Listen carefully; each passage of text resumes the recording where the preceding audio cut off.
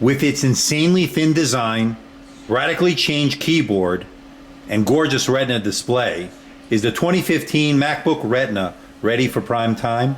Hi, this is Andrew from AMD Tech, and this is my 6-month review of the 2015 MacBook with Retina display.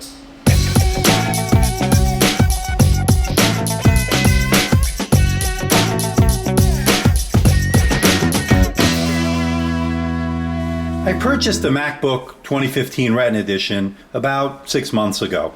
I purchased the space gray version. It comes in gold and it also comes in silver. But I wanted something to match my iPhone 6 Plus with its space gray, and I figured why not go with a space gray MacBook. And I have not regretted that decision. Now, I was hesitant in terms of what I wanted out of the laptop, and this laptop in particular, because I wasn't sure of a couple of things. One, I wasn't sure how I could live with one USB Type-C port. Two, the Core M processor was a little bit limiting in terms of what I can do as far as video editing and any processor-intensive tasks. So I had some serious reservations about this device, but I decided to give it a try anyway, coming from a 13-inch MacBook Pro Retina Edition. Well, I can say a couple of things as initial thoughts of what are really pros about this device. First, that screen is absolutely gorgeous. It's a beautiful, bright 12-inch display, and it's what the MacBook Air should have been as far as I'm concerned. And I believe this is the way the Apple's going to go in the future. It gets good clarity, good color representation, and I think Apple hit a home run in terms of the screen.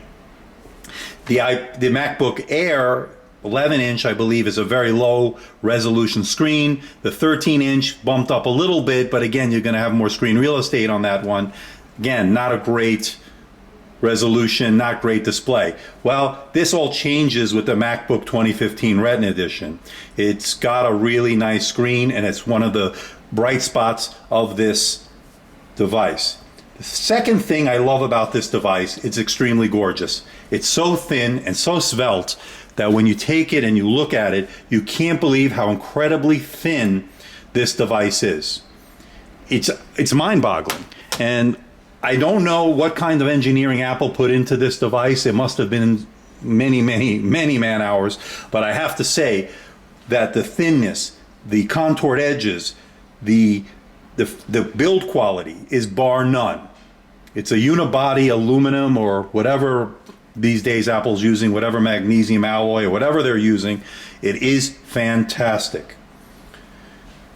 Now, the other thing I like about this product is the keyboard. Yes, I said the keyboard. I know there's been a lot of controversy regarding this keyboard and whether or not Apple made the right decision in really thinning out this device by making such a thin and light device. It had to make the keyboard equally as thin. And so what they did was they came up with this revolutionary butterfly hinge display, or butterfly keyboard rather, and as you can see, there's very little key travel, and that was a big concern going into this. Well, I have to say, after about 6 months of use and typing on this, I got used to it pretty quickly. And I have to say as well that that keyboard actually has become one of my favorite keyboards, believe it or not. And the reason I say that is it has a great feel to it. The fact that they could fit such a nice keyboard on such a thin and light device, and I'm talking extreme thin and light, is an engineering marvel. And so I really have to give credit to Apple where credit is due. The keyboard is absolutely gorgeous and great to use. Takes time to get used to, and again, it's not for everyone. I understand that, and that's why I understand the controversies that have been circulating regarding the keyboards. But as far as keyboard use, as far as I'm concerned, I'm in the camp that actually likes it. I got used to it, and in fact, I prefer it at this point. It has a great feel, great sound to it, believe it or not. And the overall package with that keyboard, it just works. Apple really knew what it was doing with the keyboard, especially with this edge-to-edge design. Very nicely done, nicely evenly spaced out keys. I know they rearranged some stuff. I know people are not happy about it. I happen to be in the camp that actually likes it. spectacular thing I love about this device is this sound. This has got to have the best-in-class sound I've heard on a laptop, bar none. It is that good, ladies and gentlemen. The sound on this device blows anything out of the water that I've heard, and that includes the iPad Pro, which has excellent sound as well. But as the sound, the loudness, the richness, the fullness of the volume comes through in this MacBook Retina. And let me tell you something. It sounds so crisp and loud and so beautiful that I have never seen a laptop have such good speakers. And I'm not just gushing over it. Other people have felt the same way. If you read a lot of the reviews online, you'll see people, one of the key pros of this device is the sound. Apple really did some engineering marveling once again with those speakers. Really, really fantastic. To give you an example of this great sound that this MacBook produces, let's hit play and just give it a listen. Hi YouTube, this is Andrew from AMD Tech, and today we're doing a review of the HP Envy 8 Note.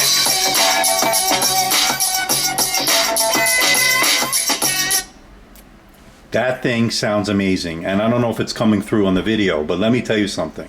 Best in class speakers, bar none. Best ever in terms of a laptop that I've ever seen, and a lot of people agree with me. Apple, you hit a home run. Good job with the speakers.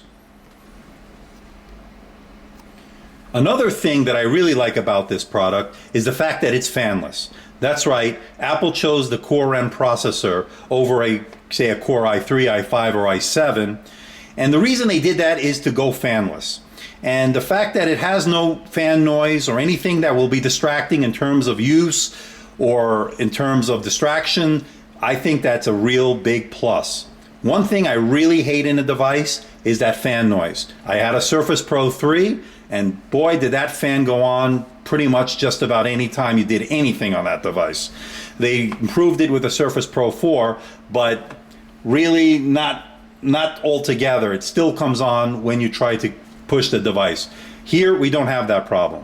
Now, does the device get hot since it doesn't have a fan? It does get a little warm depending on what you're doing. Say you're watching a 2K or 4K video on YouTube. Yeah, it does get warm. It depends, again, what you're doing. But does it get overly hot? Not really.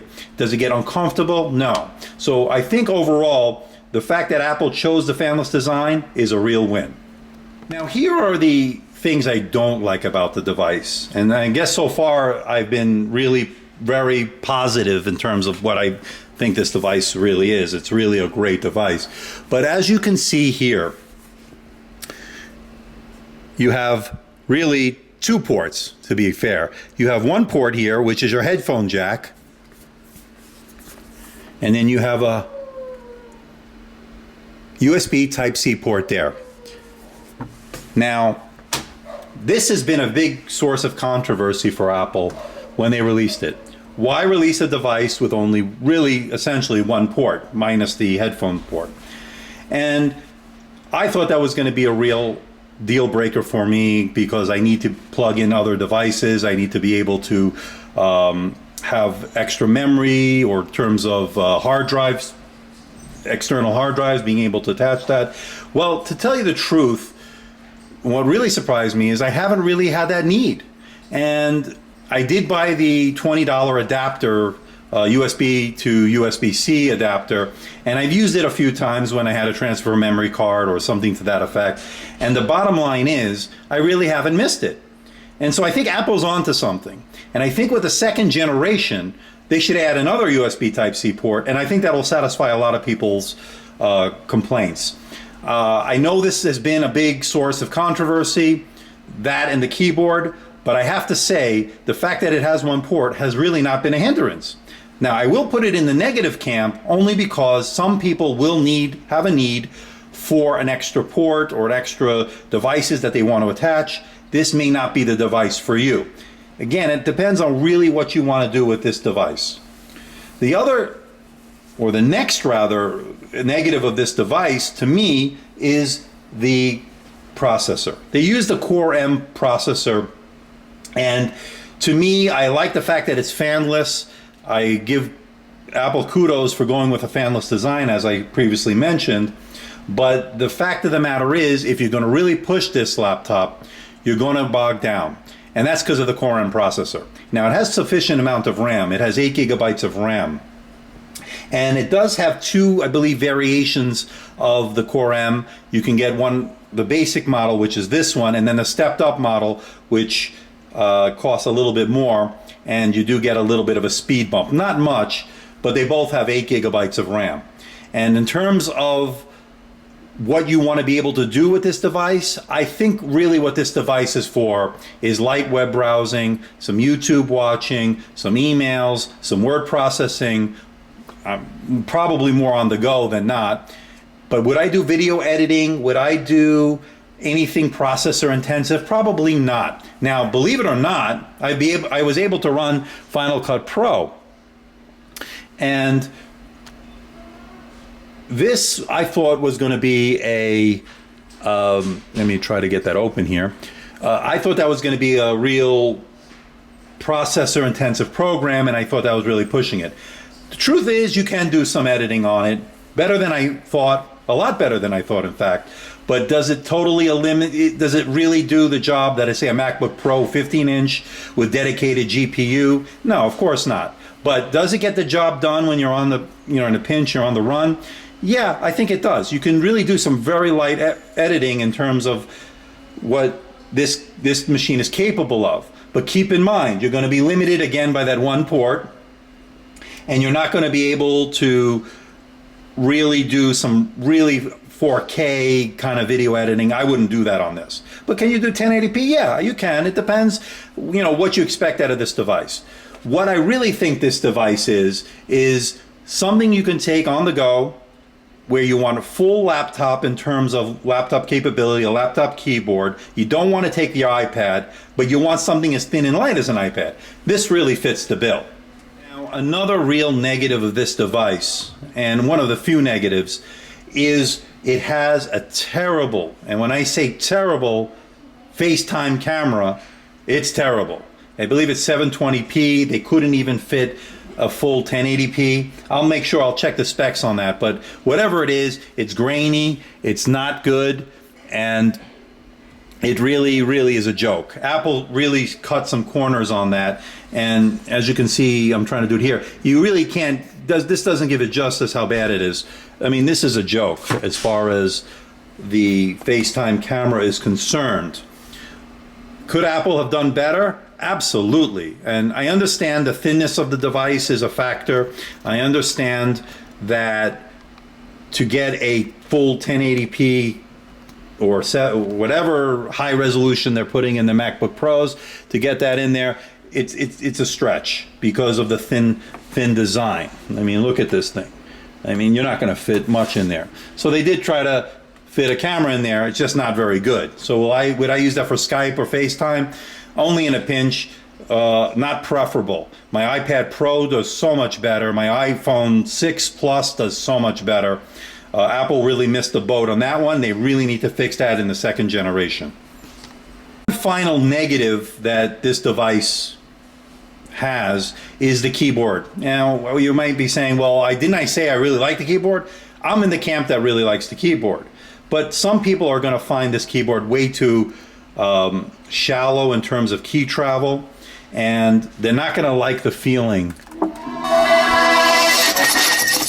Pardon me, I just hit the wrong button. But anyway, as far as the keyboard, I got used to it. It took me about maybe less than a day, and I was already typing very, very well with accuracy, with speed. I actually like the feeling of this keyboard. Some people don't, and that's why I'm putting it in the possible negative camp, because this will not be for everyone, especially those coming from a MacBook Pro 13 or MacBook Pro 15 Retina. You really are coming from the best-in-class keyboard. Apple had to do some radical changes when they made this keyboard. They did that butterfly design, and you can go through Apple's websites, and there's plenty of videos showing how they made that and the mechanics of it. But it is truly amazing. I mean, the fact of the matter is, this thing is ridiculously thin. And the fact that they can fit a keyboard on there is just truly an engineering marvel. So I'm going to say it's either a pro for some people like me, I like it, and it's a negative for other people. So as far as I'm concerned, the keyboard, I like it, but I know some people are going to hate on it. And I understand why. Now, it's nicely backlit, and you can adjust the backlight. You can turn it off, you can turn it on. And you can really see this in dark environments. And I think Apple did a really good job on the backlight on this. So overall, the keyboard to me works. Some people won't like it, and I understand that is why some people are staying away from this device, among other reasons. I mean, the other one being the one port. So the two real reasons people are staying away: keyboard, radical design, and the one USB Type-C port. Another interesting feature of the MacBook with Retina Display is its trackpad. And what makes this trackpad so radically different is the fact that it really has no moving parts. In other words, there's no real click. It's all based on some sort of vibration or some sort of haptic feedback that Apple calls force touch. I think it's called 3D touch on the iPhone, but on the MacBook it's called a force touch. And depending on the amount of pressure you put on the trackpad will give you a contextual menu. In other words, it has multiple levels or multiple menus and gives you more information. So if you actually hold it longer, it'll go deeper into the menu, if that makes any sense. But overall, did I feel I used that feature specifically that much? Not really. The Force Touch to me was okay. I did wind up turning it off after a while because it was getting in the way of my clicking and moving around and dragging and dropping and so forth. I think it's a good idea. I just think that it may be a little too gimmicky for my taste, but I guess some people might like that. Overall, a good trackpad. Once again, Apple does a very good job with their trackpads. They've done a great job on the MacBook Pro line and the MacBook Air line. This is really no different. One thing that could potentially be a negative, and this will be the final negative point that I found with this device, might be the battery life. Now, Apple claims, I think, 8 to 9 hours, I believe, or 7 to 8. It's more like 6 to 7 hours. And this, again, is, I think, a product of the fact that it's so thin and light, so radical in design, so basically cutting edge, that they had to sacrifice certain areas. And I understand there's not that much room for more battery. I believe the whole bottom of this thing is a battery, believe it or not. They had to redesign all the components inside in a very specially designed machine. So the fact of the matter is, if I can get 6 hours, 7 hours, that's pretty much what I'm seeing. It's not too bad. Is it the MacBook Air 13 hours? No, that's best in class, and very few computers actually attain that level. But as far as what I'm concerned, what I need it for, I'm on the go. Yeah, I'd like to see a couple more hours in the next generation. I think if they can get to the 10-hour, magical 10-hour, 8 to 10-hour range, I think you're looking at a device that people would really gravitate to. So my overall thoughts of this device after using it for 6 months is I absolutely love this device. In fact, I love this thing so much, it's become my daily driver, believe it or not. And in fact, it's also replaced my iPad. I have an iPad Pro with Verizon LTE edition, 128 gigabyte, and I find myself taking this before I take that. And let me tell you something, that's not an easy thing to do, because that thing's pretty good as well. The only downside as opposed to the iPad Pro, when you compare it to this, is the iPad Pro actually has a great battery life, at least 10 hours. I can get 10 plus sometimes. This, you can't do that. You could probably get 6 or 7 hours again at most. So what do I think of this? I think this is a real game changer, future of laptop type of device. And Apple really has its pulse on the future. Is it ready for prime time? Probably not. Did I like it a lot better than I initially thought I would? Yes, absolutely. In fact, I was so pleasantly surprised that when I gave this thing a spin, I thought for sure, hey, I'm going to return this, or, this is not ready. I can't do as much as I could do with, let's say, a MacBook Pro 13 or a MacBook Pro 15 with a dedicated GPU. But rather, I found myself grabbing this device more than anything. And I think that's the telltale sign of a great device. It's not so much the specs, it's not so much the numbers, it's really what is the overall package. And I think when you look at the beauty of this device, the thinness, the lightness, the engineering marvel is really what it is, you really can't go wrong. And I know Apple had to make a lot of concessions, cut a lot of corners, but in the end, they produced what I consider the future of a laptop. Now, second generation considerations, I think they're going to have to increase the battery life somehow. I leave it to Apple. They're going to probably figure something out, at least get another 2 or 3 hours in this thing. And I think they need to add some more ports to it. And they'll figure that out as well. Maybe another USB Type-C, which I think it should have had from the day one. Is it a deal breaker? No. I thought it was going to be a deal breaker, but ultimately it wasn't. So overall, I would give this device a solid 9 out of 10.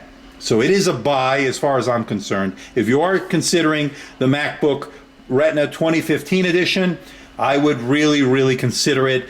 But again, with a big caveat, one being that it has a radically different keyboard, and two, depending on your needs, you may need more than one port, more than one USB type port, so USB Type-C. So keep that in mind. The other thing is, I have a feeling Apple's going to refresh this very soon. And when they do, I think that's going to be the device to get. So you might want to hold off if you're considering purchasing until maybe April or whatever, that around that time when I think Apple might introduce a new model. So it is a definite buy. So that has been my 6-month review of the MacBook Retina 2015 edition. And I really, really love it. So if you are considering buying it, with my caveats in mind, really, really go for it. I think it's a great, great device.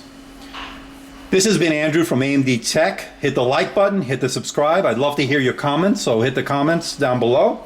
And I will see you next time on AMD Tech. Until then, see ya.